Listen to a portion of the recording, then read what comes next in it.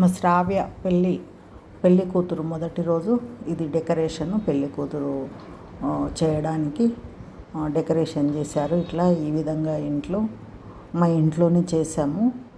మా మరిది గారి ఇల్లు.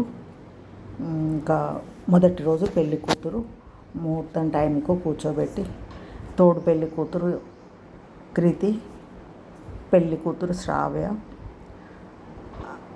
అయితే ఫస్ట్ నుంచి ఆమెను ఒక చిన్న పాప వచ్చేది ఉండే, ఆమె టైంకు అందుకోలేకపోయింది.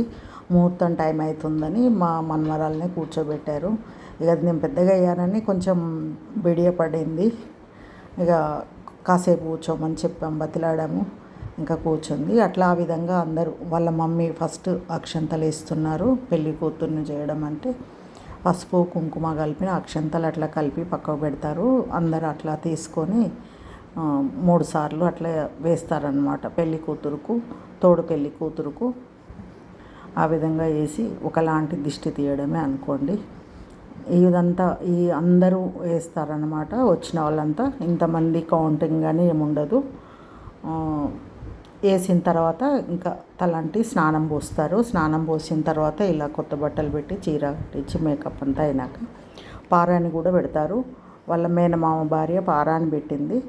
మా మరదలు చూడండి చక్కగా పారాని అంత పెట్టింది. పసుపు రాసి పారాని పెట్టి బొగ్గును చొక్కబెట్టి ఇంకా అట్లా అందరూ అక్షంతలేసి ఆశీర్వదిస్తారు.